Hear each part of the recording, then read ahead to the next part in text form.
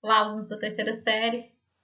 Hoje, então, videoaula aí sobre a Revolução Russa, onde a gente vai estar falando um pouco do final dessa revolução e a ascensão de Stalin. Nesse sentido, então, a gente vai tá terminando com o conteúdo da Revolução Russa. As expectativas de aprendizagem, compreender os processos políticos e econômicos do pós-guerra que levaram a um estado de crise política, social e econômica, principalmente na Europa.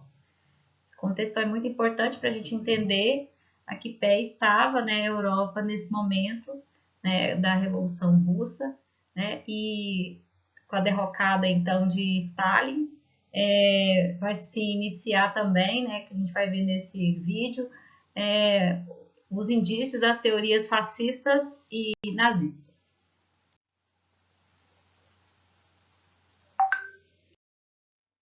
Então, pessoal, eu inicio a aula, então, apresentando para vocês os 3 líderes da Revolução Russa. Os principais líderes, eles tinham, né, o ideal socialista, mas, infelizmente, né, eles não tinham as mesmas concepções ideológicas. Exemplo disso, né, o Lenin. O Lenin, ele foi o principal, né, esse do meio aqui, ó, foi o principal, né, líder, né, do movimento bolchevique que iniciou-se na Revolução Russa. Estão lembrados? No texto que eu já apresentei a vocês, falava-se da Revolução Russa que iniciou-se a partir, né, das contestações do movimento operário, e esse sujeito aqui do meio, o Lenin, Vladimir Lenin, na verdade, era o principal líder desse movimento. Ele tinha o ideal socialista na tentativa, né, de trazer, né, uma certa igualdade à sociedade. Mas, infelizmente, esse socialismo da Rússia, a gente percebeu que era um socialismo totalmente infundado, diferente, né, do que pregava as ideias de Karl Marx. Esse sujeito aqui, do lado de Lenin, aqui de bigode, é o Stalin, que também era, né, uma pessoa que seguia as ideias de Lenin, porém, né, ele não efetivou, né, as ideias socialistas de Lenin. Na verdade, ele foi um grande ditador. Quando Lenin, né, morre no finalzinho de 1930, mais ou menos, o Stalin ele toma o poder, né? Só que antes do Stalin entrar no poder, tinha esse outro sujeito aqui, ó, o Trotsky, né, que tinha a intenção, né, de conduzir, né, a revolução da forma, né, que o Lenin tinha estipulado. Porém, o Trotsky, infelizmente, foi perseguido duramente pelo Lenin, né? E infelizmente, né, o Lenin o Stalin acabou assassinando o Trotsky, que é o que a gente vai ver aí à frente. A ascensão de Stalin no poder, né, mostra que o stalinismo ele vai ter uma ascensão baseada na ditadura, tá, pessoal? O Lenin vai morrer em 1924, né, depois que a revolução se consolida, porém, né, ela vai tomar outros rumos. E 2 importantes dirigentes do partido disputaram o poder, o secretário-geral Joseph Stalin e Leon Trotsky, foram os 2 que eu mostrei anteriormente para vocês, né? O Stalin, né, que acabou sendo, né, chegando no poder, e o Trotsky, que também era uma pessoa que idealizava as mesmas ideias do Lenin. Comissário do povo para assuntos de guerra, Stalin venceu a disputa. Trotsky não concordava com a orientação que Stalin imprimia na direção da Rússia, né? E passou a fazer oposição ao novo dirigente. Quem? O Trotsky. O Trotsky acabou, né, criando um movimento contra, né, o Joseph Stalin. Né? Mas, infelizmente, ele foi expulso do partido e do território soviético. Ele morreu no México em 1940, assassinado por um agente de Stalin. Stalin foi afastando os seus opositores até conseguir se tornar o ditador absoluto em 1929. Então, Stalin acaba tendo o poder, então, da Rússia. Esse aqui é o contexto, então, pós-Revolução Russa de Lenin, tá? Isso aqui já é o período de Stalin. Por que eu estou colocando isso? Porque aqui, né, infelizmente, a Revolução Russa está chegando ao final, entrando com uma nova ideia aí, uma nova proposta de governo, que é do governo de Stalin. Como vocês podem ver até agora, ele vai se tornar um grande ditador, tá? Além da extrema centralização política, o Stalin vai instituir uma planificação na economia, chamado de planos quinquenais, que procurava desenvolver a indústria pesada e forçar a coletivação da agricultura, né? De certa forma, parece que queria trazer, né, benfeitorias ao país, mas com uma linha muito dura, que era a ditadura. A erradicação do analfabetismo, né? O que é isso? Né? Acabar com o analfabetismo na Rússia, porque a Rússia, como você já sabe, veio de um processo feudal e a questão do analfabetismo era muito grande. E a expansão do ensino técnico também contribuíram para que a União Soviética alcançasse rapidamente um elevado nível de desenvolvimento industrial. Isso é fato, isso aconteceu. A Rússia, né, acabou se desenvolvendo sim. Uma constituição otorgada por Stalin em 1936 confirmou seu poder totalitário. É daqui então que vai nascer os primeiros regimes totalitários que a gente já conhece, que é o stalinismo, né, que vocês também vão conhecer agora, a partir de agora, o fascismo, né, e o nazismo, tá? Por meio de uma política de expurgos maciços que instalou o terror permanente. Então, o governo de Stalin foi extremamente autoritário, ditatorial e totalitário.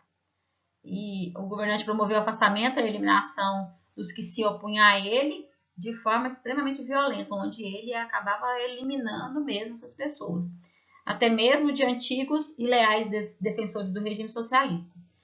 Todas aquelas pessoas que ele achava que estavam indo contra ele, ele dava um jeito de eliminar. Com essa extrema centralização e com o aumento do controle burocrático e policial sobre a população soviética, Stalin instaurou o culto à sua personalidade, transformando a ditadura do proletariado em ditadura pessoal. Então, ele cultuava muito o seu ideal ditatorial. O Stalin, por meio da força, impôs, né, que a União Soviética viesse a obedecer esse regime totalitário. E, enquanto isso, no restante da Europa também assistia a ascensão de regimes totalitários, como eu disse, o fascismo na Itália e o nazismo na Alemanha. Então, tudo ao mesmo tempo. Ambos os países amargavam um profundo ressentimento com o desfecho da Primeira Guerra Mundial, né? Porque eles realmente, né, tiveram perdas enormes.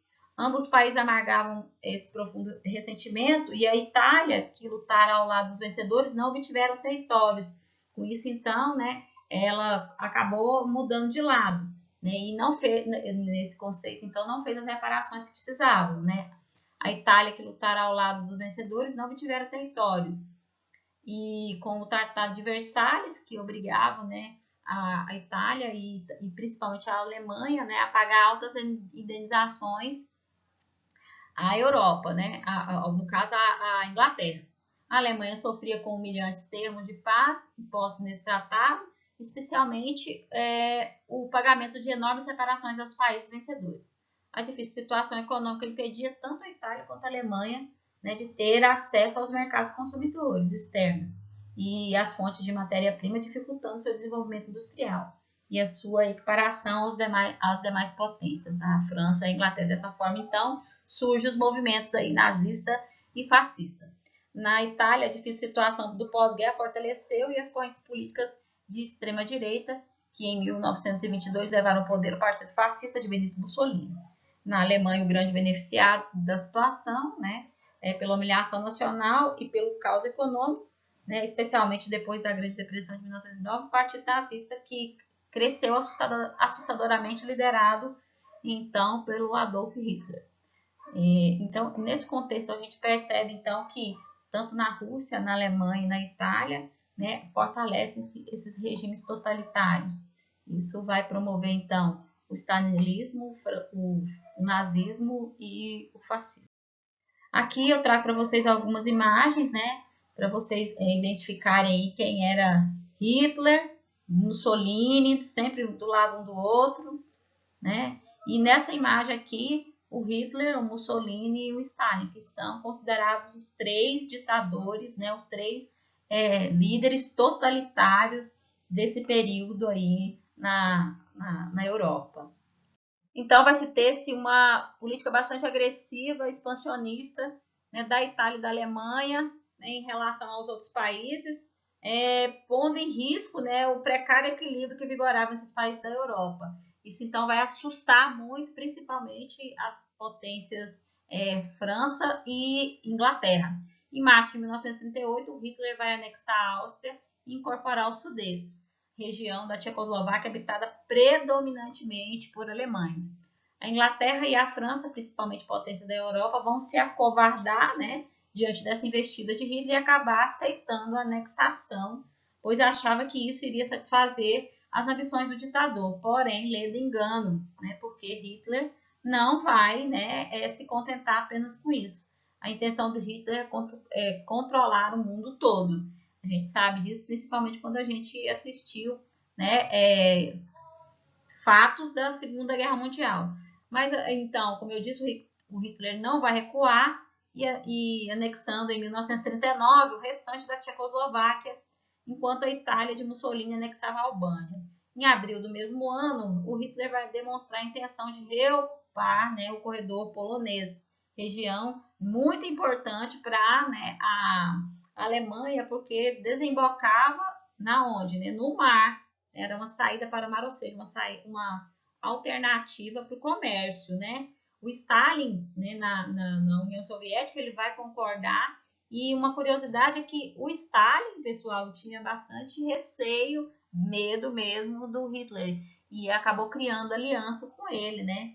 E isso principalmente porque o Hitler tinha prometido não intervir na expansão soviética, né? E isso a gente sabe que não é uma verdade, que mais tarde, com o contexto da Segunda Guerra Mundial, isso vai sim acontecer, né?